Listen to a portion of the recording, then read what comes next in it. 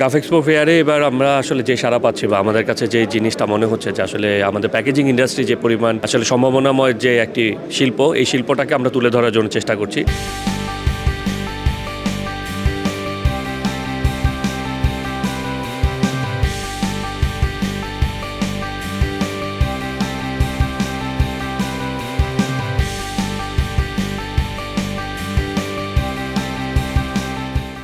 বিজিএপিএমই এর মাধ্যমে আমাদের প্রত্যেকটা স্টল, আমাদের এখানে ৩০০ স্টল এসেছে, যার মাধ্যমে আমাদের আসলে প্যাকেজিং ইন্ডাস্ট্রি যে কত বড় স্বয়ংসম্পূর্ণ। এবং আমরা এর আগে কিন্তু চায়না থেকে বা আমাদের হংকং থেকে সাপ্লাই হতো আমাদের বাংলাদেশে, বাট বাংলাদেশ কিন্তু এখন পুরোটা স্বয়ংসম্পূর্ণ। বাট আমরা খালি একটা জিনিস তুলে ধরতে চাই, বিশ্ববাজারে $700 মিলিয়ন বিলিয়ন ডলারের একটি অপরচুনিটিস আছে, যার খুবই কম পর্যায়ে আমরা এক্সপোর্ট করতে পারছি শুধুমাত্র আমাদের নীতিগত সহায়তার কারণে। নীতিগত সহায়তা এবং সরকারের সাপোর্ট যদি থাকে, আমরা আমাদের যে উদ্যোক্তারা আছে এই প্যাকেজিং ইন্ডাস্ট্রিকে আমরা অনেক বড় একটা শিল্প হিসাবে কিন্তু নিয়ে আসতে পারি। আমরা বলবো গার্মেন্টস থেকে বড় শিল্প সম্ভাবনাময় জায়গার কাজ হচ্ছে প্যাকেজিংয়ে, কারণ শুধুমাত্র গার্মেন্টস বা আরএমজিতে শুধুমাত্র প্যাকেজিং কিন্তু ব্যবহৃত হচ্ছে না, ব্যবহৃত হচ্ছে চামড়া শিল্পে, ঔষধ শিল্পে, আমাদের র মেটেরিয়ালস এক্সপোর্ট যেগুলো হচ্ছে মাছ, সবজি, সবখানে কিন্তু আমরা প্যাকেজিং ইউজ করছি। সো প্যাকেজিং শিল্পকে ধরে রাখার জন্য আমাদের এই মেলা এবং আমাদের এই মেলার মাধ্যমে আমরা তুলে ধরতে চাচ্ছি বিশ্ববাজারে এবং বাংলাদেশে যে আমাদের প্রোডাক্ট, আমাদের টেকনোলজি সবকিছুতেই আমরা স্বয়ংসম্পূর্ণ আছি। শুধুমাত্র আমাদের নীতিগত সহায়তা, ব্যাংকিং ইন্টারেস্ট কম থাকলে আমরা এই ইন্ডাস্ট্রিকে অনেক বড় করে তুলতে পারবো বলে আশা করছি।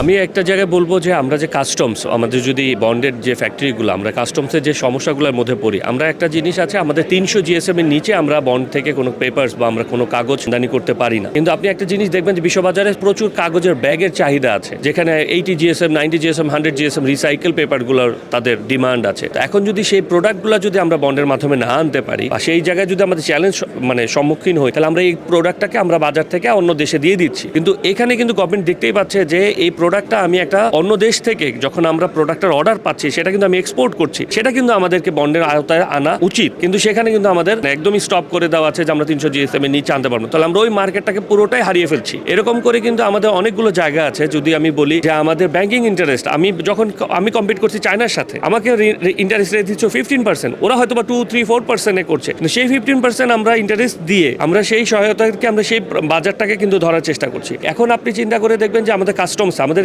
এইচএস কোডের যে সমস্যা, প্রত্যেকটা সময় এইচএস কোডে, আপনি যখনই এইচএস কোডের সমস্যা হয়, আমার কাস্টমার্সের প্রোডাক্ট আটকে ফেলছে এবং আমাদের কাস্টমস থেকে মাল ছোটানোর জন্য আমাদের 10 থেকে 15 দিন সময় নিয়ে নিচ্ছে। তো এই যে চ্যালেঞ্জগুলো আমরা সবসময় পড়ছি, এই জায়গাগুলোতে আমরা অনেকবার অনেক জায়গায় কথা বলছি। এবং সবচেয়ে বড় জিনিস হচ্ছে আমাদের শিল্প এখনো আমরা ইনসেন্টিভ পাচ্ছি না। যেখানে আমরা $7 বিলিয়ন আমাদের এক্সপোর্ট আমরা করে থাকি, সেখানে আমাদের সবচেয়ে বড় জিনিস আমরা কোনো প্রকার ইনসেন্টিভ পাচ্ছি না। গভর্নমেন্টের কাছে আমরা অনেকবার তুলে ধরার চেষ্টা করেছি যে এই বড় খাতটিকে কেন ইনসেন্টিভ দেওয়া হচ্ছে না। আমরা তো এক্সপোর্ট করছি, আমরা তো এই এক্সপোর্টের একটি অংশ। আমাদের উৎসাহিত যদি না করা হয়, এই সেক্টরটি কিভাবে সামনে আগাবে? আমি চেষ্টা করব সবার মাধ্যমে, আপনাদের মাধ্যমে এবং সবার মাধ্যমে আমরা এটাই চাই যে এত বড় একটি সম্ভাবনাময় জায়গায় সরকার এবং আমাদের যারা পলিসি মেকিং আছেন তাদের দৃষ্টি আশা করছি। মেলাতে আমরা বলবো এই বছর আমাদের কোম্পানির যে মূল আমাদের আকর্ষণ সেটা হচ্ছে সাস্টেনেবল রিসাইকেল ব্যাগ, কাগজের ব্যাগটাকে আমরা এবার প্রতিষ্ঠিত করার চেষ্টা করছি, যেটা হচ্ছে আমাদের যেই মার্কেট, আমাদের ডিমান্ড, যেটা পলি থেকে,